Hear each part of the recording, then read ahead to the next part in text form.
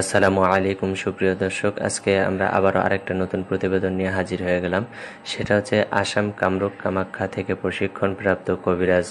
মোহাম্মদ সাইফুল ইসলাম। উনি যে সমস্ত কাজ করে থাকেন সেটা হচ্ছে স্বামী স্ত্রীর অমিল, বিয়ে শাদী হয় না, নিঃসন্তান, জিনের আসর, মানসিক নষ্ট, শরীর বন্ধ করা, বিদেশে বাধা, প্রেম ভালোবাসার ব্যর্থ,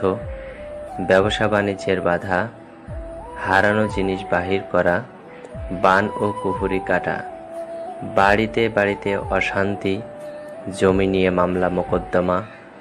শত্রু দুশ্মনকে দমন করা। বিশেষ করে উনি প্রবাসী ভাইদের যে সমস্ত কাজ করে, প্রবাসীদের যে সমস্ত কাজ করে থাকেন সেটা মোবাইলের মাধ্যমে করে থাকেন এবং কাজের আগে উনি কোনো টাকা নেয় না, কিন্তু কাজ করার